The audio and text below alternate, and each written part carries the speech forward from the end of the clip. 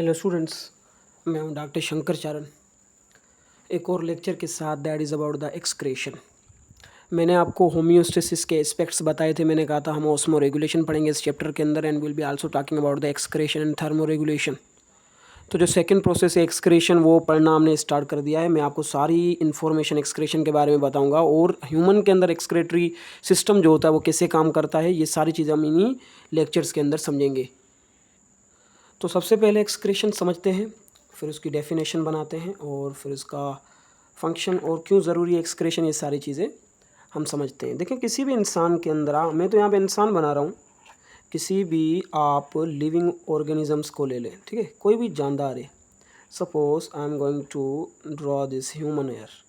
ये कोई इंसान है, और अगर आप इस इंसान को देखेंगे तो इस इंसान की बॉडी के अंदर होती है मेटाबॉलिक एक्टिविटीज़। क्या होती रहती हैं भाई? Metabolic activities. और मैंने आपको पढ़ा है फर्स्ट ईयर के अंदर क्या होता है मेटाबॉलिक एक्टिविटीज़। किसी चीज़ का बनना या टूटना उसे मेटाबॉलिक एक्टिविटीज़ कहा जाता है, मतलब कि कैटाबॉलिज्म एंड एनाबॉलिज्म। सही हो गया।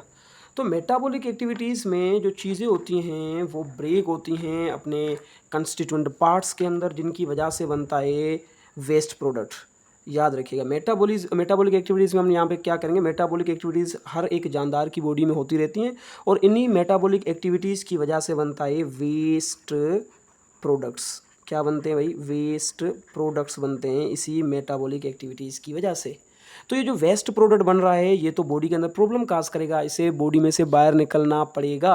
और वो प्रोसेस जिसमें मेटाबॉलिक एक्टिविटीज़ की वजह से बनने वाला जो वेस्ट प्रोडक्ट होता है वो बॉडी से बाहर रिमूव होता है, that process is termed as excretion. क्या कहेंगे भाई इस प्रोसेस को? इस प्रोसेस को एक्सक्रेशन कहा जाता है, जिसमें वेस्ट प्रोडक्ट्स को बाहर निकाला जाता है। अभी देखिए वेस्ट प्रोडक्ट कैसे बन रहा है, अभी इन चीज़ों को समझने की कोशिश करिएगा। वो कितने टाइप के वेस्ट है जिनको हमारी बॉडी एक्सक्रेट करती है, ये सारी चीज़ें मैं यहाँ पे इस लेक्चर के अंदर आपको समझाने लगा हूँ। देखिए वेस्ट प्रोडक्ट का आ गया, तो हम यहाँ पे सबसे पहले ये सोचेंगे कि हम जो चीज़ें खाते हैं उनमें बायोलॉजिकल मॉलिक्यूल्स मैंने आपको पढ़ाया वो कौन कौन सी चीज़ें। देखिए सबसे पहले हम खाते हैं कार्बोहाइड्रेट्स, ठीक है, वी ईट कार्बोहाइड्रेट्स। कार्बोहाइड्रेट्स के बाद हम प्रोटीन्स की कंसंट्रेशन जो होती है, प्रोटीन खाते हैं हम। प्रोटीन के बाद there are the lipids there, ठीक है, और लिपिड्स के बाद जो इम्पोर्टेंट चीज़ होती है that is the nucleic acids, ठीक है। तो ये सारी चीज़ें हमारे फूड के अंदर मौजूद होती हैं, एज यू नो। तो जैसे ही आप कार्बोहाइड्रेट खाते हैं ना, तो पता है कार्बोहाइड्रेट जब हमारी बॉडी में मेटाबोलाइज होगा, तो कार्बोहाइड्रेट की मेटाबॉलिज्म से जो स्ट्रक्चर बनेगा, जो चीज़ बनेगी, that is the carbon dioxide. इसका कोई प्रॉब्लम नहीं है, कार्बन डाइऑक्साइड हमारे रिस्पायरेटरी सिस्टम से बाहर निकल जाएगा। तो मैं यहाँ पे लिख रहा हूँ it is excreted by respiratory system. तो कार्बन डाइऑक्साइड की रिमूवल को हमारे रिस्पायरेटरी सिस्टम ने ले लिया है कि भाई मैं कार्बन डाइऑक्साइड की रिमूवल करूँगा, तो ये हमारा रिस्पायरेटरी सिस्टम क्या करेगा? कार्बोहाइड्रेट्स में से बनने वाले कार्बन डाइऑक्साइड की रिमूवल करेगा। जो प्रोटीन होता है, समझिएगा कॉन्सेप्ट को, जो प्रोटीन होता है उस प्रोटीन का जो वेस्ट बनता है डीअमाइनेशन के बाद, वो बनता है अमोनिया। और आपको पता है अमोनिया इतना खतरनाक है कि ये हमारी ब्लड की पीएच को रेज कर सकता है, और ब्लड की पीएच एक मरतबा रेज होगी तो इंसान की डेथ हो सकती है। तो ये अमोनिया बनाता है। लिपिड से क्या बनता है समझिएगा, कौन सा? लिपिड से कार्बन डाइऑक्साइड भी बनेगा वेस्ट प्रोडक्ट के तौर पे, और इसके अलावा कीटोन बॉडीज़ भी बनेंगे, कीटोन बॉडीज़ भी बनेंगे इसके वेस्ट में। और बाइल का नाम सुना होगा आपने, बाइल का पिगमेंट, बाइल का जो साल्ट होता है वो बाइल पिगमेंट और बाइल साल्ट भी कहाँ से बनेंगे? They will be produced by the metabolism of lipids. और न्यूक्लिक एसिड में से क्या बनेगा? न्यूक्लिक एसिड में से बनेगा यूरिक एसिड्स, सपोज मोस्टली। तो ये सारे के सारे क्या है? ये वेस्ट है, और इन वेस्ट को बॉडी में से बाहर निकालना पड़ता है। अगर ये बॉडी में से बाहर नहीं निकलेंगे तो प्रॉब्लम हो जाएगी। तो इनको बाहर निकालने वाले के प्रोसेस को क्या कहा जाता है? एक्सक्रेशन कहा जाता है। कैसे मैं डिफाइन करके आपको समझा रहा हूँ। तो सिंपल वर्ड्स में एक्सक्रेशन क्या, जो आपके बुक में डेफिनेशन बताई गई है, दैट इज़, इसको डिफाइन कैसे करेंगे? इट इज़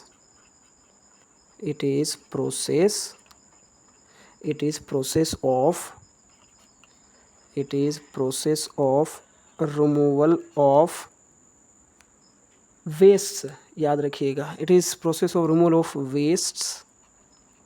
लेकिन कौन से waste? That is the metabolic waste. It is the process of removal of metabolic waste. समझिएगा इस चीज़ को, रिमूवल ऑफ मेटाबॉलिक वेस्ट मैं यहाँ पे लिख रहा हूँ। It is process of removal of metabolic waste produced during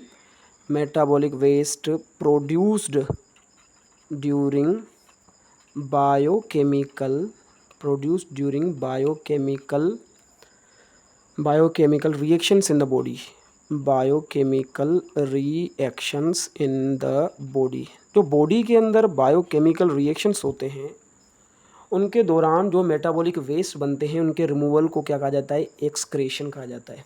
ठीक हो गया, एक तो ये डेफिनेशन हो गया। दूसरा आप ये कह सकते हैं कि एक्सक्रेशन क्या होता है, इट इज़ प्रोसेस, एक और तरीके से आप डिफाइन कर सकते हैं, it is process of removal of, ठीक है, किस किस चीज़, कौन कौन सी चीज़ों का removal, that is the metabolic waste, metabolic जो वेस्ट बनते हैं बॉडी के अंदर उनका removal, metabolic waste, and by products जो बनते हैं उनका रिमूवल। ठीक है, बाय प्रोडक्ट्स, एक्सेसिव का मतलब होता है ज़्यादा कंसंट्रेशन में, एक्सेसिव वाटर जो होता है वो भी बॉडी से रिमूव होता है एक्सक्रेशन के ज़रिए, excessive water, ions and salts, इनका रिमूव होना, that is also the excretion, and toxic compound, and salt and toxic substances, ये जो टॉक्सिक सब्सटेंसेस होते हैं उनका भी बॉडी से रिमूव होना कौन सी कैटेगरी में आएगा, that is termed as excretion. तो आप दो तरीके से एक्सक्रेशन को डिफाइन कर सकते हैं। क्लियर हो गया, क्यों इंपॉर्टेंट है भाई एक्सक्रेशन, इंपॉर्टेंस ऑफ एक्सक्रेशन मैं आपको समझा देता हूँ। इंपॉर्टेंस ऑफ एक्सक्रेशन, भाई क्यों ज़रूरी है बॉडी के अंदर एक्सक्रेशन, और अगर एक्सक्रेशन नहीं होगा तो फिर क्या क्या प्रॉब्लम्स हो सकती हैं बॉडी के अंदर, तो आपके बुक के हिसाब से समझेंगे इसको।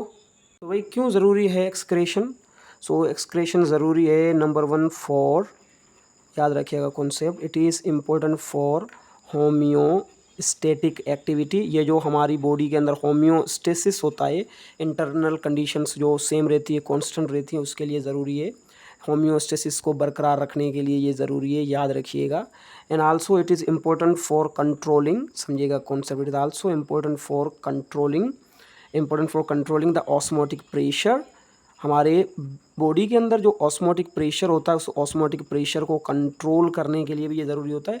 ऑस्मोटिक प्रेशर क्या, अगर साल्ट ज़्यादा हो गया हमारे ब्लड के अंदर तो फिर प्रॉब्लम हो जाएगी, और अगर वाटर भी ज़्यादा हो गया हमारे ब्लड के अंदर फिर भी प्रॉब्लम हो जाएगी। तो उनके बीच में एक किस्म का प्रेशर जो होता है उसको बरकरार रखना, उसको कंट्रोल करना, वो भी एक्सक्रेशन के अंदर होता है। जैसे कि अगर वाटर ज़्यादा हो गया आपकी बॉडी के अंदर तो यूरिन आउटपुट जो होगा वो ज़्यादा हो जाएगा, और ज़्यादा यूरिनेशन होगी तो वो वाटर रिमूव हो जाएगा। तो इसी वजह से इसको कंट्रोलिंग ऑफ ऑस्मोटिक प्रेशर कहा जाता है। ये भी कौन करेगा, एक्सक्रीशन की वजह से होगा।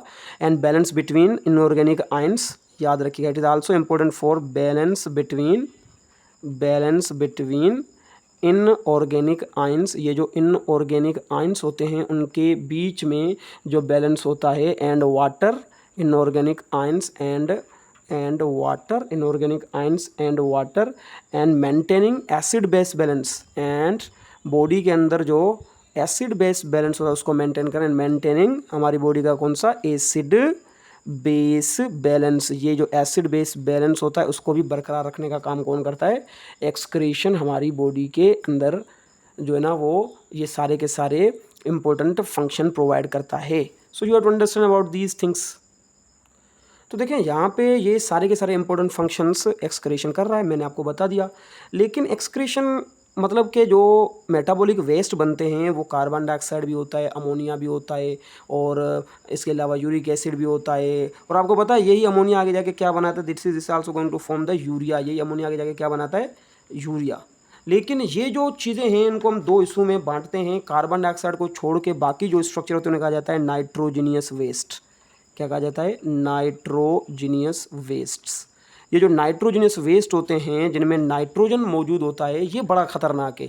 Nitrogenous waste are very dangerous, क्योंकि जो नाइट्रोजन होता है वो हमारे ब्लड की पीएच को चेंज कर सकता है, और ब्लड की पीएच चेंज हो गई एक मरतबा तो फिर बहुत ज़्यादा मसला हो जाएगा बॉडी के अंदर। तो नाइट्रोजीनियस वेस्ट जो होते हैं उनको जल्द अज जल्द बॉडी से बाहर निकालना ज़रूरी होता है। तो कौन कौन सी चीज़ें आ जाती है नाइट्रोजीनियस वेस्ट में, मैं आपको समझा रहा हूँ इन चीज़ों को। तो याद रखिएगा नाइट्रोजनस वेस्ट एक बनता है प्रोटीन से, ठीक है, आप प्रोटीन्स को खाते हैं वहाँ से नाइट्रोजनस बेस बनता है। और दूसरा जो नाइट्रोजनस बेस बनता है वो बनता है न्यूक्लिक एसिड से, और आपको पता भी है, ये आप लोगों ने इस पढ़ा होगा कि लिपिड्स और कार्बोहाइड्रेट्स जो होते हैं वो नाइट्रोजन कंटेनिंग नहीं होते, लेकिन न्यूक्लिक एसिड के स्ट्रक्चर को आप देखेंगे तो वहाँ पे नाइट्रोजनियस बेसिस मिलेंगे। तो कॉमन सेंस अगर नाइट्रोजनियस बेसिस मौजूद है तो उनका बेस प्रोडक्ट तो नाइट्रोजनियस ही होगा ना। प्रोटीन के अंदर अमाइनो एसिड के अंदर भी आपको नाइट्रोजनियस ग्रुप मिलेंगे, तो इसका मतलब उनका भी बेस नाइट्रोजनियस ही होगा ना। और नाइट्रोजन खतरनाक है, पीएच को चेंज करता है। तो प्रोटीन को अगर आप ब्रेक करेंगे तो प्रोटीन ब्रेक होगा अमाइनो एसिड में, एज यू नो। प्रोटीन किस में ब्रेक होगा? अमाइनो एसिड्स में। और अमाइनो एसिड्स आगे ब्रेक होगा दो चीज़ों में, याद रखिएगा। अमाइनो एसिड में से एक बनेगा NH3 और दूसरा बनेगा यूरिया, याद रखिएगा। NH3 और यूरिया बनेगा। और न्यूक्लिक एसिड को आप ब्रेक करने जाएं तो न्यूक्लिक एसिड में से, जैसे कि अगर मैं प्यूरिन की बात कर रहा हूँ, प्यूरिन जो होता है, प्यूरिन में से बनेगा यूरिक एसिड। क्या बनेगा? यूरिक एसिड बनेगा। तो ये तीन चीज़ें मैंने आपको बता दी यहाँ पे। दैट इज़ द अमोनिया, ये क्या है? NH3, that is ammonia, and then there is urea, and then there is the uric acid. ये जो तीन चीज़ें हैं ये सबसे ज़्यादा खतरनाक है नाइट्रोजनस वेस्ट की कैटेगरी में, इसीलिए हम इन्हीं चीज़ों को इस लेक्चर में आगे पढ़ेंगे। एक और होता है क्रिएटिनाइन, जिसे कहा जाता है, याद रखिएगा। क्रिएटिनाइन जो होता है वो भी मौजूद होता है, लेकिन क्रिएटिनाइन जो होता है उसको हम यहाँ पे इतना जिक्र नहीं करेंगे। ये तीन चीज़ों की जिक्र करेंगे। मैं एक एरो से आपको समझा रहा हूँ, याद रखिएगा। हम यहाँ से इस तरफ जाएंगे, यहाँ से एरो को इस तरफ लेके जा रहे हैं, तो समझ आइएगा कि इनको मोर एनर्जी रिक्वायर्ड, समझिएगा, more energy required to produce, more energy required to produce.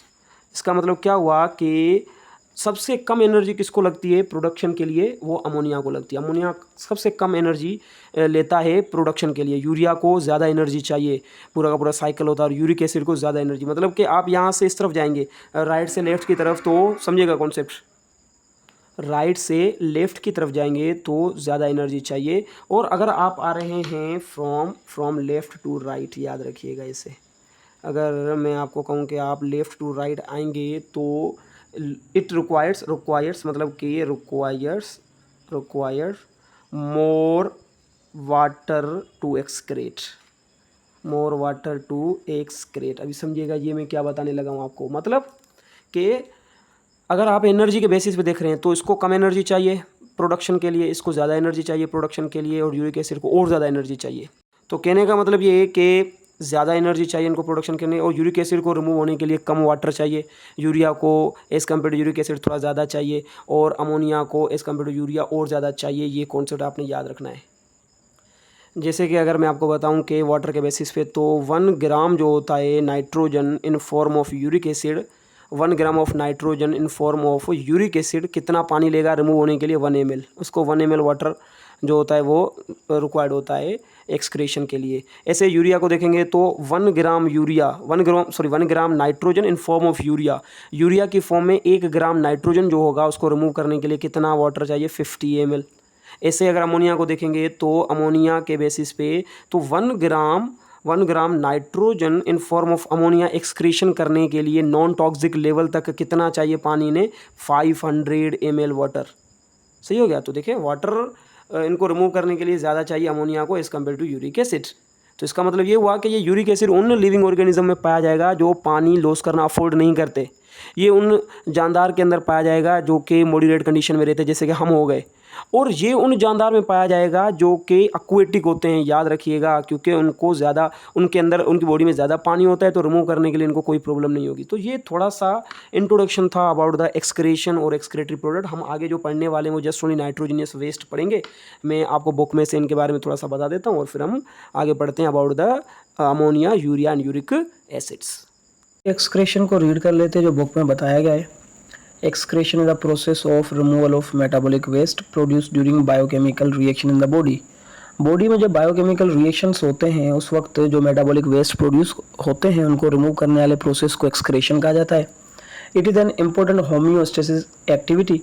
In broader sense it involves the controlling the osmotic pressure को कंट्रोल करने में हेल्प करता है। ये balance between inorganic ions and water and maintaining the acid base balance of the body.